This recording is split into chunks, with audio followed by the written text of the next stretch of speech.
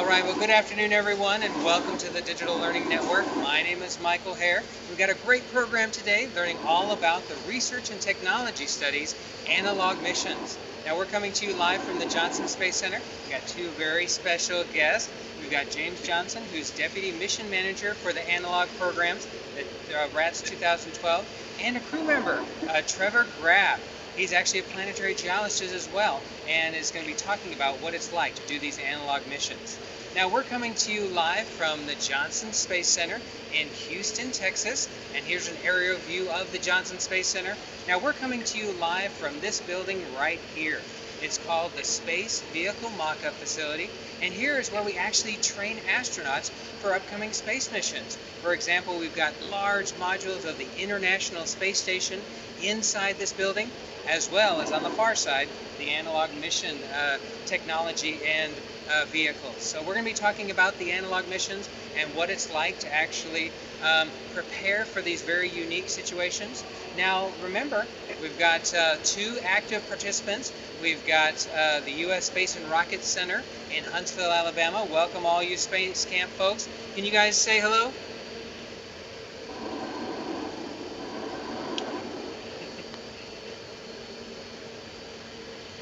Definitely unmute your microphone so we can hear you.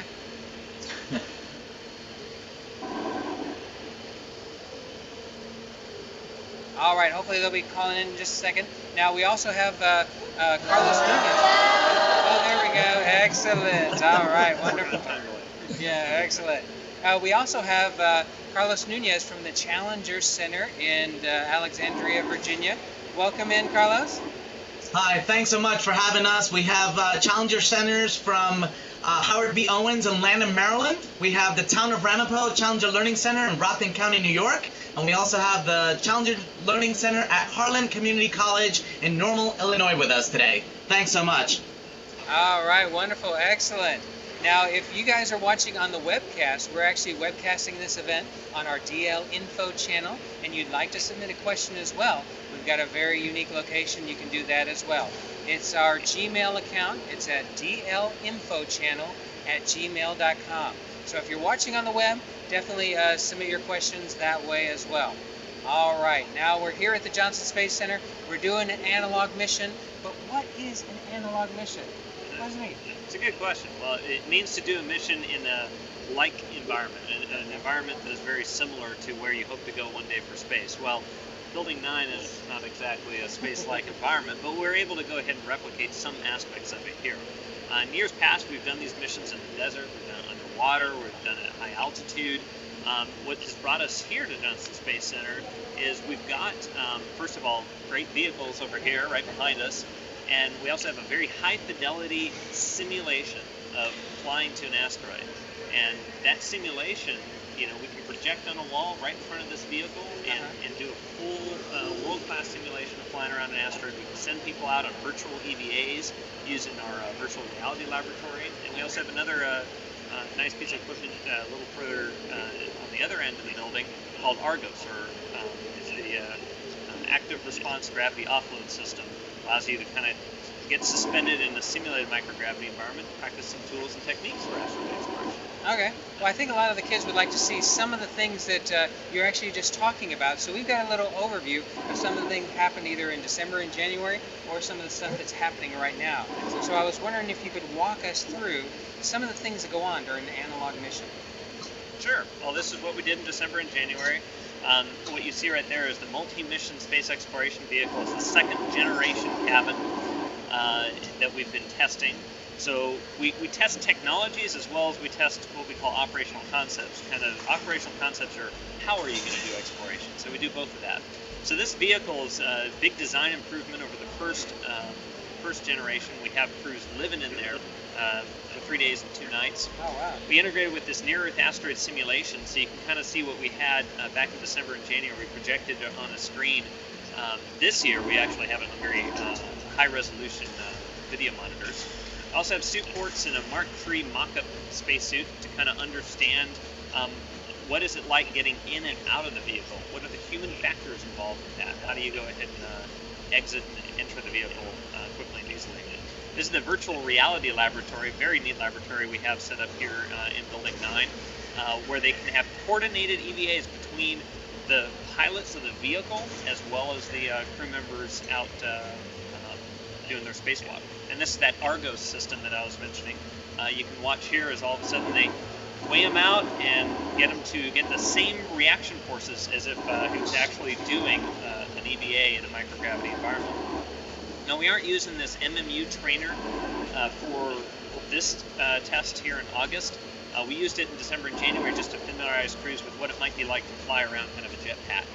Another thing that we did back then but aren't doing today is flying the vehicle on the floor. This whole facility is on a very highly polished floor, like a big air hockey table, where we can float the vehicle and fly it around. So we're able to evaluate window views and handling characteristics of the vehicle and do that in the December and January timeframe. All right, so those are some amazing facilities that we have right here on site at the Johnson Space Center. Now we're going to talk about several that we're actually doing in this analog mission as we talk about our program. But as you know, it's not just a few people that get to actually do this. There's lots of people involved in the analog mission, aren't there? Yeah, no, It's we a have whole a whole team. A whole team. So I actually have a picture here of the actual team in work at the multi-mission space exploration vehicle, and they're just outside. Is this like a little mock control room, or? Yeah, we kind of consider this a logistical or tactical center, right? Okay. So we've got folks here that are watching the crew, making sure everything is safe, coordinating and conducting the operations as we're doing the test.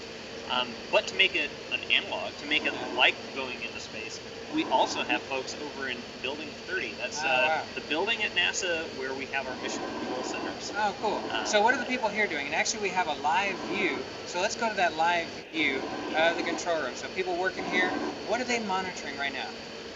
So right now we've got a human factors expert that's collecting ratings, acceptability ratings, workload, fatigue ratings from our crew as we test different conditions. We have our communications and data experts that are making sure that we've got good communication with all of our other teams. We have our coordination teams, our test coordinator sitting down over there, and he's looking at plans to make sure that the rest of today goes smoothly as well as the remaining of the mission goes smoothly, doing all of that logistical planning. And you've got all those views on those monitors, don't you? Exactly. So yeah, you we can see watch inside the everything. vehicle, see joint simulations from ARGOS and virtual reality. Exactly. Excellent. Oh, look, we got a really close-up shot. So you can see Who our. are those crew members? Right now, that's our crew member Dave Cohn in the foreground and Elizabeth Rampy, a planetary geologist, in the background. And they're approaching a work site, so you can see he's taking advantage of kind of the windows in the vehicle and kind of take a look at as they're approaching some of the rocks and sites on the simulated asteroid surface. All right, that's excellent. So as you can see, we've got real life stuff going on right now here in Building 9 as part of the analog missions. And like I said, it's a whole team working. Now, there are certain crew members that actually get to participate in the RATS program, and Trevor is one of them. So could you introduce the actual crew members that are part of RATS? Sure. What you see in the picture in front of you now is the 5 crew members for this year. On the left-hand side, down below the stairs, you see Mark. The 2 females in the front, from left to right, is Allison and Liz on the right-hand side. And then we have Dave in the back, along with myself on the right-hand side. All right, and I actually have a video that you guys shot earlier to kind of introduce yourselves. I bet you didn't know I was going to play this, did you? Okay, now I want you guys to meet the crew, see their backgrounds, and how they qualified to become part of this RATS program. So let's take a look. It's a quick video. Hi, I'm David Cohen. I'm one of the RATS 2012 crew members. I work here at NASA's Johnson Space Center as a spacewalk officer, where I train astronauts to do spacewalks and also direct those spacewalks for mission control. On top of that, I work on future spacewalk tools and techniques, and as such, I'm involved in a lot of these analog missions like RATS and like NEMO missions that we do underwater at Aquarius. I've worked on several previous RATS missions and a couple previous NEMO missions, and very happy to support this year as a RATS crew member. Hi, I'm Liz Rampy, and I'm a geologist at Johnson Space Center. I study Mars. More specifically, I study the minerals that form from water-rock interactions and what those minerals can tell us about past aqueous environments, like the pH, the temperature, how much water there was, and whether or not ultimately that surface was habitable. I've been on the science team for RATS in 2010 and 2011, and I'm really excited to be a crew member this year for Desert RATS 2012. Hi, I'm Trevor Graff, a planetary geologist here at the NASA Johnson Space Center. I'm supporting the RATS testing 2012 as a primary crew member and excited about exploring an asteroid this year. Hi, my name is Allison Bollinger and I'm a crew member this year for RATS 2012. This is my first year helping out with the RATS analog, so I'm very excited about taking the integral role of being a crew member this year. When I'm not working on RATS, I work in the extravehicular activities office, where we train crew members in all aspects of spacewalking, including how to use tools and how to use their spacesuit, the EMU. And another part of my job is to also work as a flight controller and mission control when the crew members are performing spacewalks. Hi, I'm Mark Reagan. I'm one of the RATS 2012 crew members this year. I work in the Analog Projects office here at the Johnson Space Center, and we are looking at the problem this year of how one would explore a near-Earth asteroid. And it's actually part of a series of analog missions we've done this year. Earlier we did a NEMO mission, which is looking at this problem under the sea. This RATS 2012 mission is looking at this problem with some of the advanced facilities and simulation techniques that we have. And between the two, we are hoping to piece together a comprehensive look at the tools and techniques and ops concepts required to explore a near-Earth asteroid. It's going to be fun. I'm looking forward to it. All right, so that was actually the crew members as part of the RATS 2012 mission. Now, before we jump into each of the individual areas where they were actually doing testing as part of this analog mission, I thought I'd turn it over to you guys to see if you have any questions, either about the crew, what an analog mission is, or what we're doing here at the Johnson Space Center. So let's start at the U.S. Space and Rocket Center at Space Camp. And just to let you guys know, we got a fellow space camper right here, and he can talk to you about that as well. So let's take about 3 questions from Huntsville, Alabama, and then we'll go to the Challenger Centers. So go ahead and unmute your microphone and ask your first question if you have one. Hi there, this is Sandra Kirby, again from the U.S. Space and Rocket Center. I'm the Director of Camp Operations here. Glad to be a part of the downlink today. And we have our first student from our Advanced Academy program here with a question. Hi there, my name is Nandita and I'm from Dubai.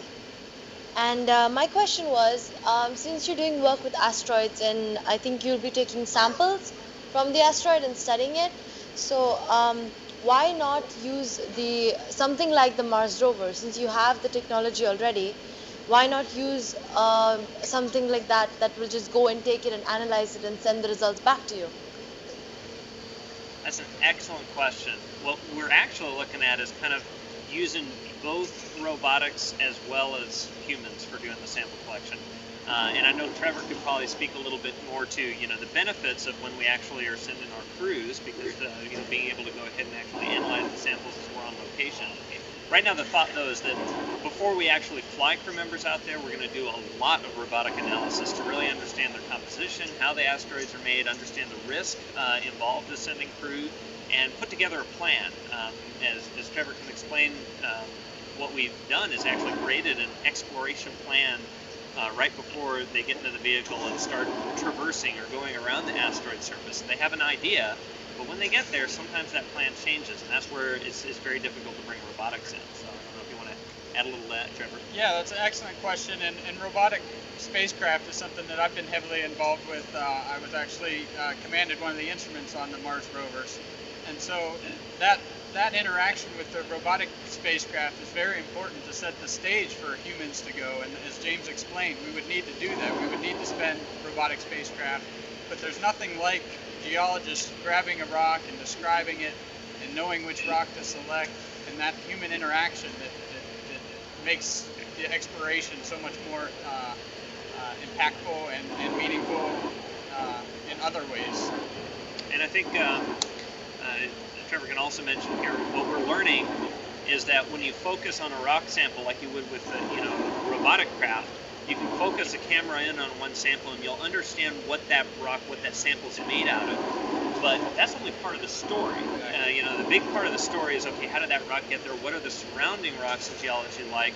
And what is that bigger picture? And that's something very difficult to get from a robotic perspective, and as we've kind of realized here in our testing too. Yeah, it's been a very eye-opening experience through this test on how much a human can do, but with that robotic support that we need to get there and support us while we're there. Excellent question. Yeah, excellent. All right, let's take another one from Space Camp. You're very welcome.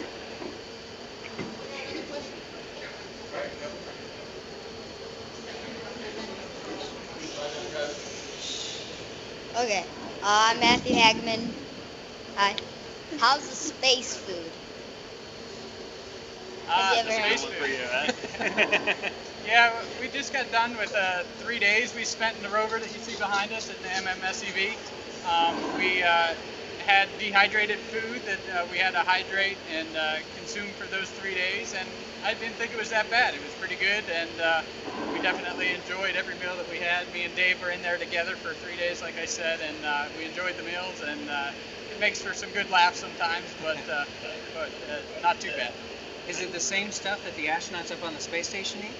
This wasn't. This was more other hydrated food, similar in nature, but the same type of things that astronauts would eat on board ISS. Excellent. Yeah, we have a whole food laboratory actually here at Johnson Space Center where they package food, they test it. I've actually been able to volunteer as a feed tester sometimes, right? Some of it's really good. Sometimes we send it back and tell them to work on it a little bit more. But you could go to like a camping store and get some of the dehydrated backpack meals, and it's very similar. Actually, we use some of those for this mission, and they use pretty much the same type of meals and processes when we actually send them up to space. Thank you. Very welcome. Okay, let's take one more from the U.S. Space and Rocketry Center, and then we'll go to the Challenger Learning Center. We have one more for right now. Hi, my name is Jason Quinn. I work in the Education Department here at the Space and Rocket Center. I was wondering, when you guys either capture or land on these asteroids, what kind of minerals are you hoping to find, and what kind of data are you hoping to extract from them? Definitely a good one for you, Trevor. Really good question, Jason, and that's where we're going to have to send a lot more robotic spacecraft to some of these asteroids to determine a lot of that.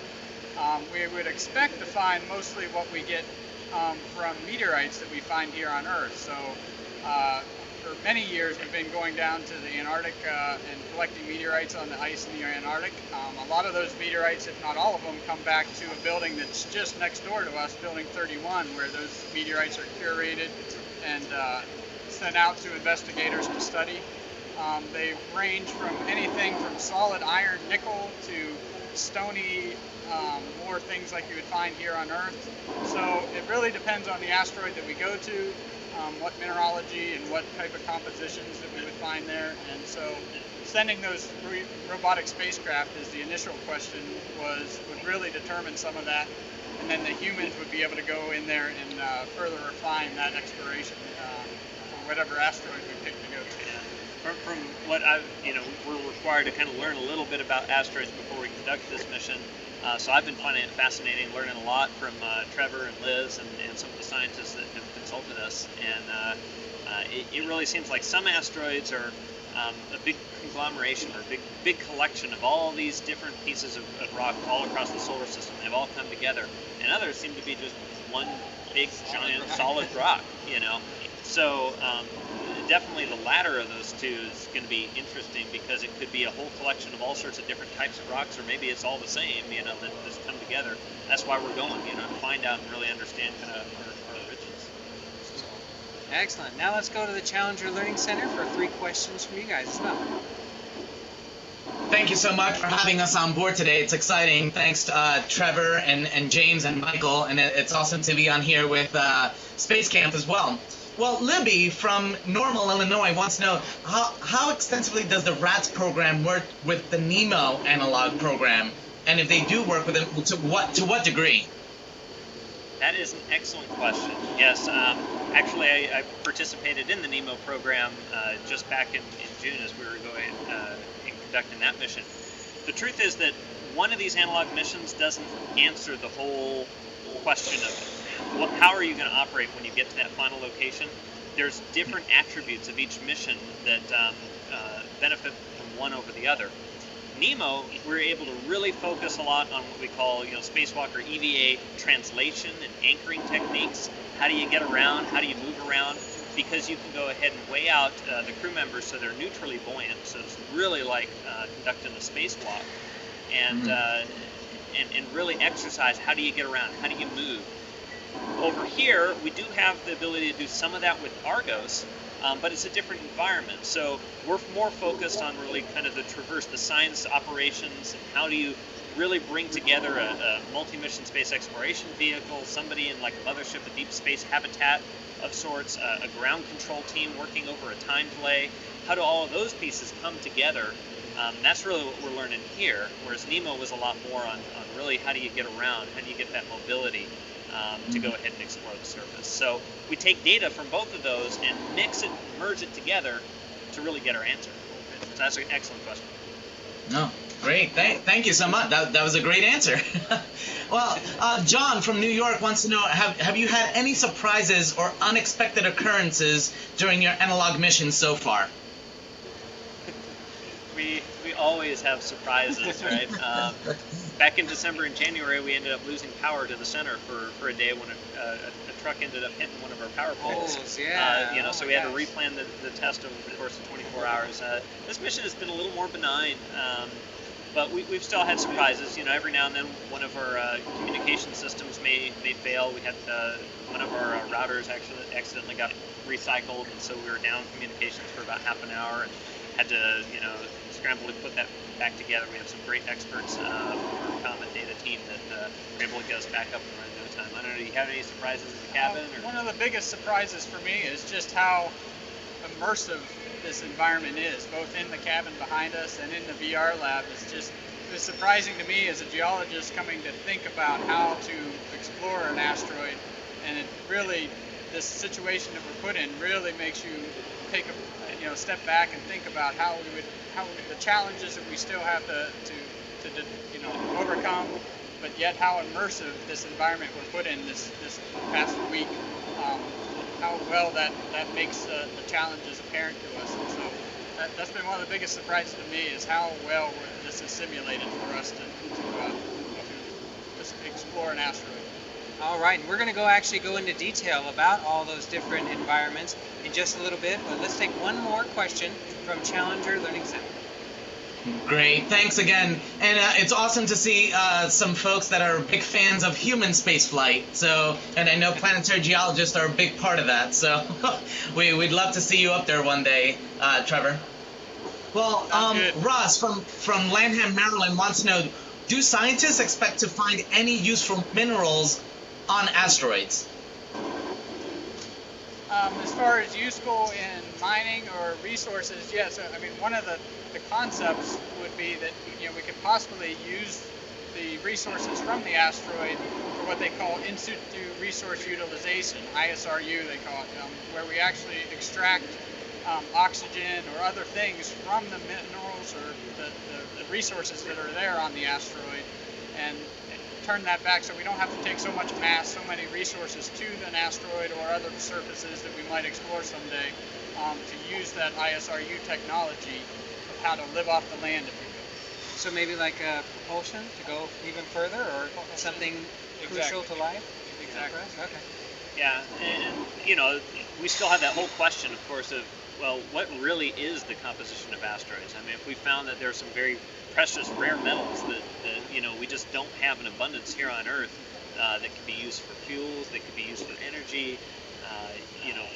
Part of the exploration is just trying to really understand what is out there and how can we go ahead and use it, and bring that back here to Earth. All right, now right here down on Earth in the Space Vehicle Mock-Up Facility, we've got many amazing environments where they're actually working on to simulate what it's like to go to an asteroid. And the first one I want to talk to you guys about is the MMSEV, and here's a picture of it right here. Now this was a configuration that was used in December and January. It's a little bit different now. Right now, it's got a whole new bank of monitors that helps simulate the environment of space. And can you talk about what it's like to control it inside there? Sure. I mean, on both sides of the SEV, you have flight controls, kind of like you would have in any aircraft or any other spacecraft. So each person sitting on either the left or right seat that you see there has those flight controls.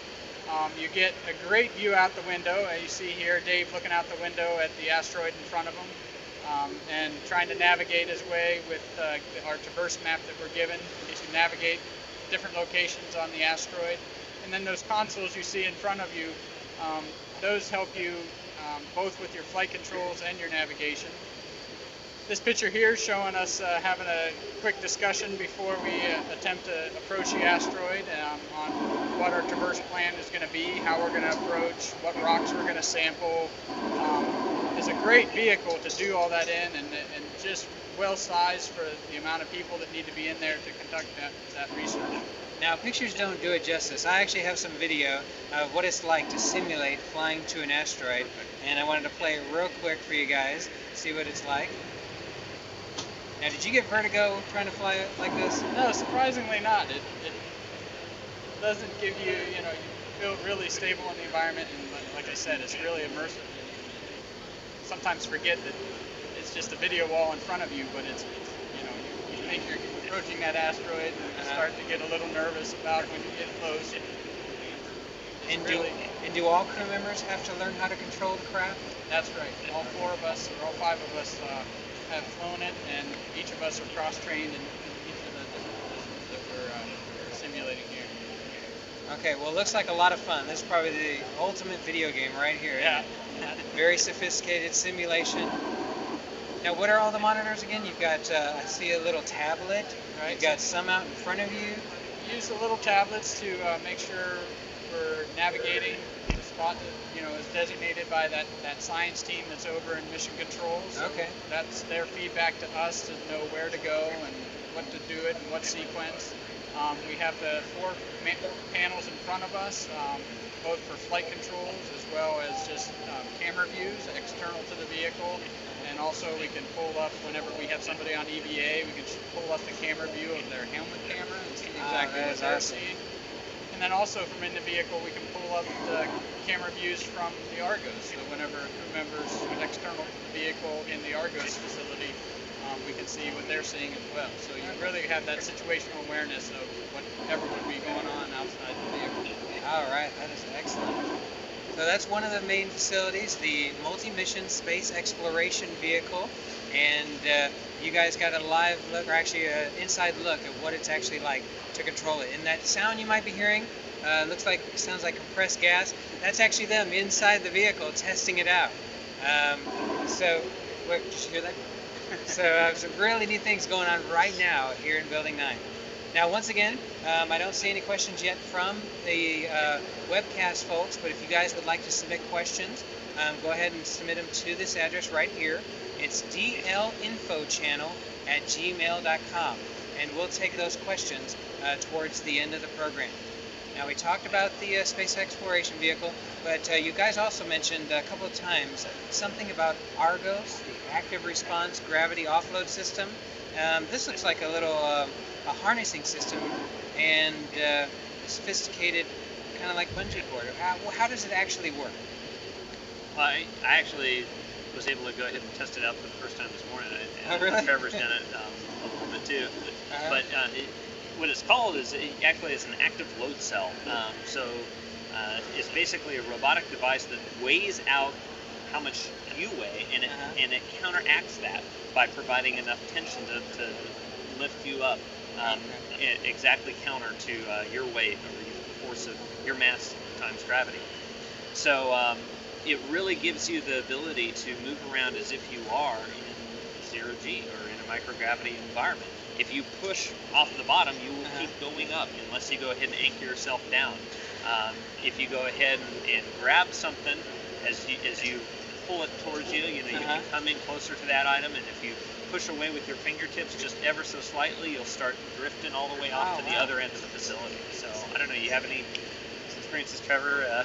And look how high you can go as well. It's got a lot of maneuverability. Work your way all the way to the top of the vehicle, and it's just a great facility to show, as I was alluding to before, of the difficulties of doing geology. You can't just walk to a rock like you can in Arizona or something like that and hit it with your rock hammer. You really have to secure yourself in, because any activity, any force that you put downward will push you up, like James said, and so it really shows the challenges of that type of environment, a microgravity environment, and doing that type of work. I had a lot of fun earlier with just a hand drill, and so you take the drill in and try and create a little hole in a small piece of wood, and you just start spinning around in circles around that piece of wood unless you go ahead and anchor yourself down. Really? So it teaches you little lessons like that. And we had that question earlier about Nemo. Obviously we can do the same sort of testing and how do you translate, how do you move around in Nemo. So what we're doing here is we actually set up a circuit that was very similar to what we did in Nemo, and we're kind of able to cross-evaluate between both of those different facilities. Okay, well let's see what's going on there right now. We've got a live view over there. As you can see, it's huge.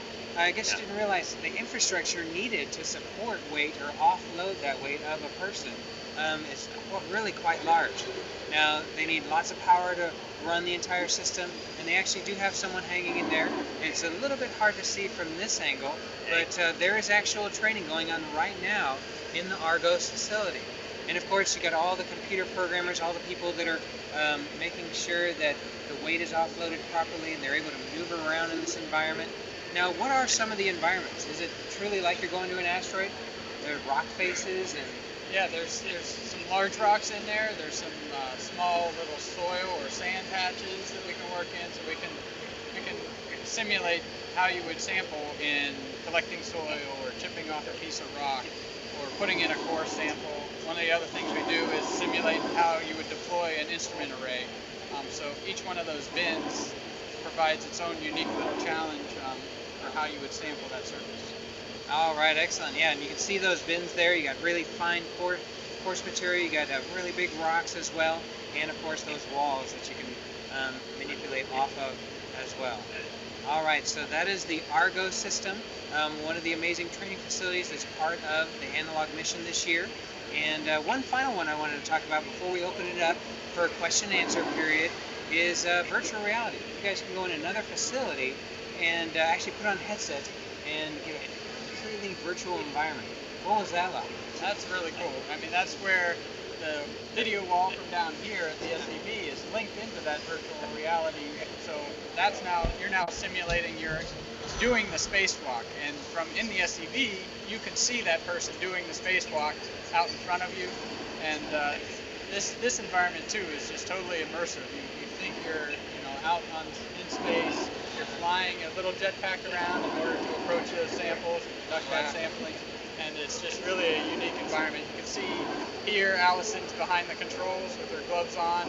You can grasp things, and the gloves respond to that grasping, and the glasses there provide that view.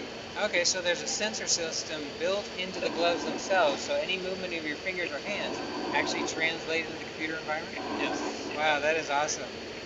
And now this is one of the views that you might get from the virtual reality experience, like you're actually on that asteroid. Yep. This is a wide shot, of course, but for you wearing the helmet, you're actually seeing first-person view of moving around this environment. You turn yourself around as you exit the vehicle and see the vehicle shining the lights back at you. The vehicle can provide lighting for you. It can provide camera views of you, and like I said before, it can even pull up your helmet camera view and see what you're seeing as you fly around in that virtual reality world.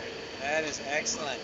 And as you can see, it's pretty immersive. She's hooked up her head or her hands on her body itself. And actually, there's another chair there, too.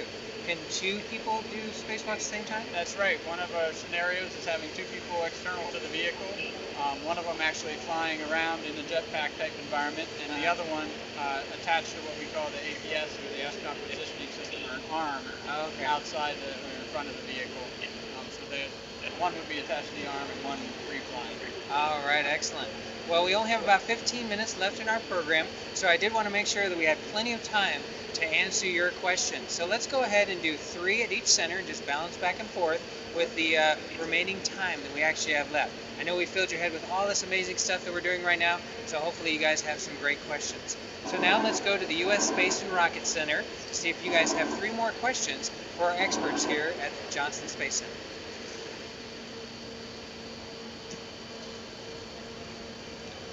Hi, my name is Christina, and I was wondering how long a NEMO project normally takes. The NEMO project is typically about 2 weeks in duration. That's about how long. So that's a good question. This test is 10 days. Yeah. So most of our analog missions are between anywhere from about a week to about 2 weeks or so in length. And how long did you actually have to live in the... It was 3 days in the rover. Oh, okay. Excellent. Great question.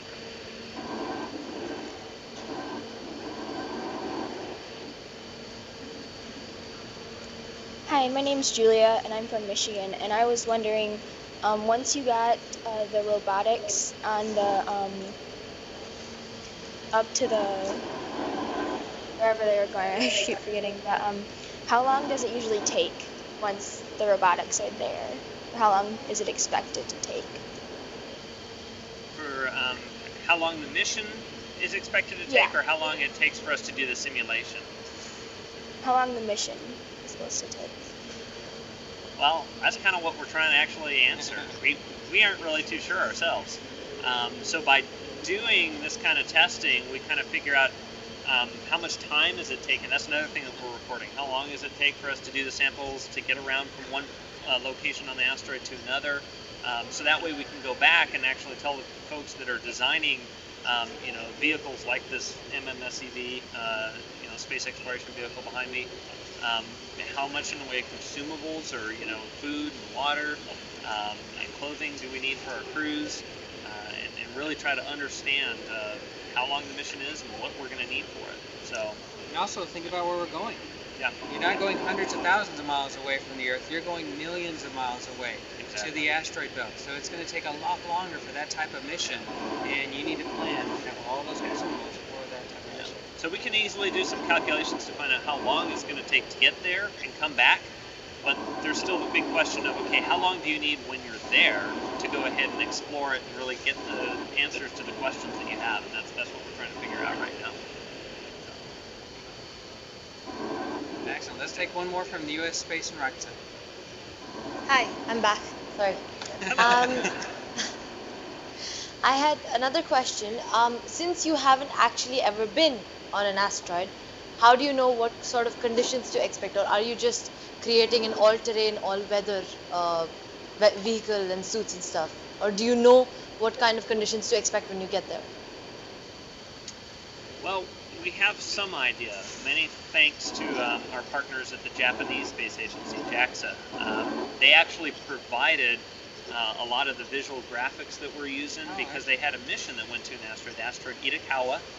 The mission was called the Habayusa mission. And so we've taken a lot of the data that they've had to offer us and used some of that information. There's some information from ground-based telescopes. And of course, as Trevor mentioned, information in terms of composition for meteorites that we've collected. And so that we're using that to try to really kind of piece together what it might be like and what some of our constraints are. But then there's still the question of, well, we don't have enough detail either. There's still so much more to learn. So we're trying to get in the ballpark. That just shows, like your previous question, that the robotic spacecraft are so important because it's a robotic spacecraft that's provided us the information to allow us to do the simulation as immersive and as real as we are today. And we're continuing to send missions, robotic missions, to the asteroids, the Dawn missions going to Vesta. So we're continuing to do that, and that actually lays the groundwork, just like this analog mission does, for future human space missions. It's all trying to answer the puzzle. We put all the pieces together, and we'll use all the different elements we can to answer those questions. Great question. All right, excellent. So do we have any more at the U.S. Space and Rocket Center? I think we're good. Okay, then let's go ahead and go to the Challenger Learning Center, and then we actually have some that were submitted as part of our webcast. So, Challenger Learning Center, are you there? Okay, great. Thank you so much. And James, can you talk a little bit about your experience as Ecom flight controller and maybe some of the communication lag that you're incorporating into this mission, and other things that you're taking from those experiences and translating into these analog missions. So someone's read my bio, I guess, a little bit. Yeah, before I started working here with the analog missions, I was a flight controller in mission control for the shuttle program, and I was in the ECOM position, which is Emergency Environmental Consumables Management. Just a real quick, interesting story there from for the Space and Rocket Center folks. I actually wanted to go into work with aviation and building airplanes, and I wanted to do Aviation Challenge, which was part of what Space Camp offers as well. And my folks said, no, we're gonna put you at Space Camp. And I had a blast. I worked in mission control there during the simulated mission as an ECOM, and I guess that kind of foreshadowed things for me to come over here. But that gave me a good, operational experience and operational background, which I've been able to help kind of fold into how we conduct these missions. Because so much of what we do, we try to give it realism, make it feel like a real operation. We were working very closely with some other flight controllers right now that are doing everything over time delay. When I was an ECOM flight controller, communication was nearly instant with the space shuttle, and we could get answers to questions. We could ask other questions, get answers really quickly. That dialogue could go back and forth rapidly. So now we're learning what is it like when you have a 50-second time delay. Or actually today we're testing some long time delays. This morning we tested a 10-minute time delay with mission control, and we're going to do actually right now we're doing it with a 20-minute time delay. That's 40 minutes round trip. So you can't ask the question, wait, can you say that again? Without getting an answer, 40 minutes later. No, great. Thank you so much. And Trevor, we understand that a lot of the research you conduct is important for the translation of the information that comes back from orbiters, landers, and rovers. You mentioned that you were responsible for an instrument on one of the Mars rovers. If you could tell us about that, and any other information or missions that you're actually utilizing for these analog missions, please. Sure. Yeah, for 4 years or more, I was a payload uplink lead for the mini test instrument on the Mars rovers, both Spirit and Opportunity. That's a thermal emission spectrometer that was part of the head that looked around at the surface in different wavelengths of light other than our eyes, and collected information about the mineralogy of the surface. So that was an absolutely fantastic experience, and Opportunity still goes today. And now we have a new rover on the surface of Mars, as a lot of people might have seen in the news here recently, Mars Science Laboratory, or MSL, or Curiosity, the rover. And so involved also with that, with my work here that I do at the Johnson Space Center, building just next to us, the same building that houses the lunar rocks. And so that research that we do with both the orbiters and landers all goes to building the big picture of Mars. Mostly what I work with is Mars geology and planetary science, and so we're slowly building that picture with those robotic spacecraft that I've had both the opportunity to control and then review the data as it comes back, and try to pull out the science that's in that data. Oh, great. Thank you. And the Challenger Learning Center at Heartland Community College wants to know, what background or qualities do you look for people that are interested in the RATS program?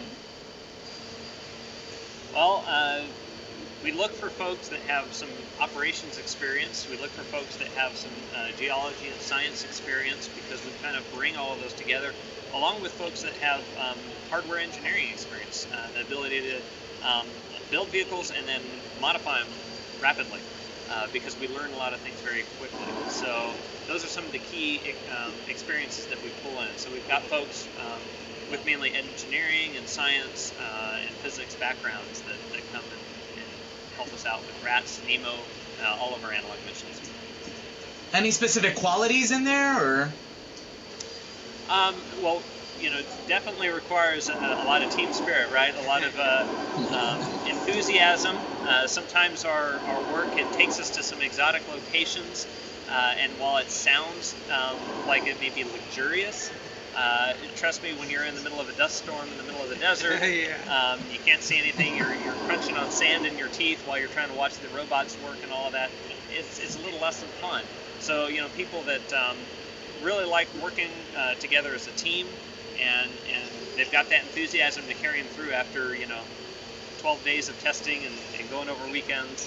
What about the long hours? You're in there for 3 days. Yeah, endurance, I guess. Yeah. Excellent. Now we have had some questions.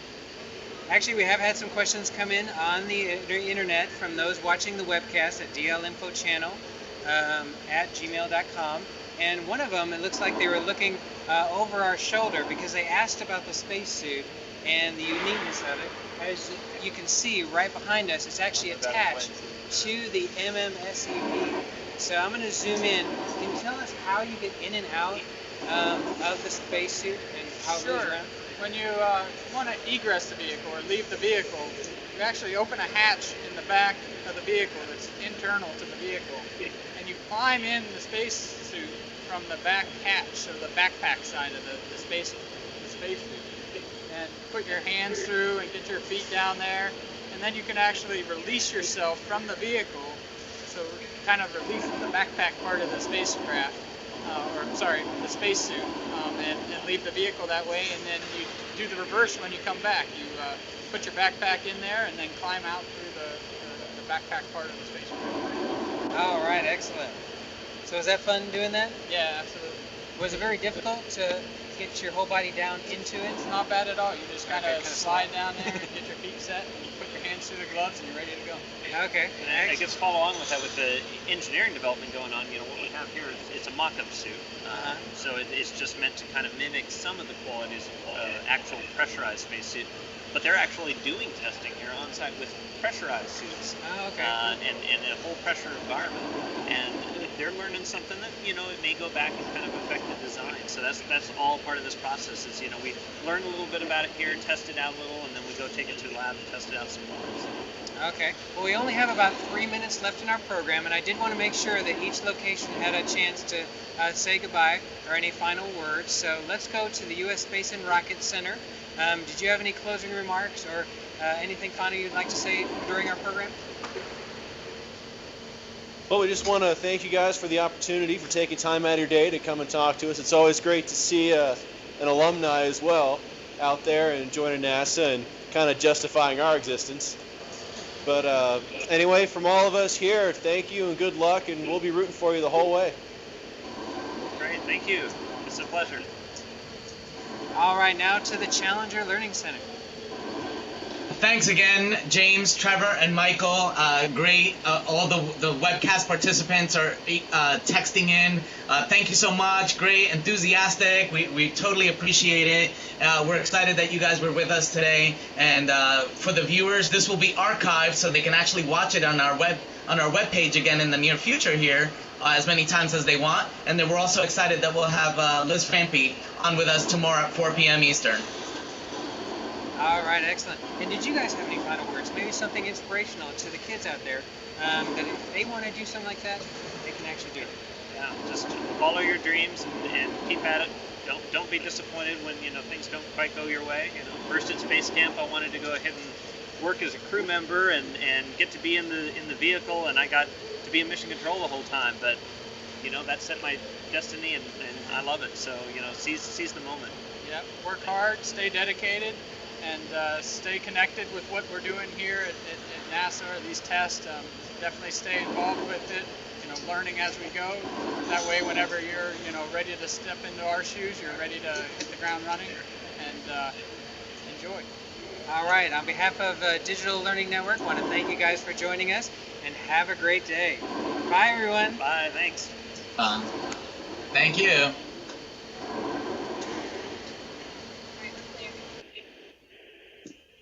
This is Command.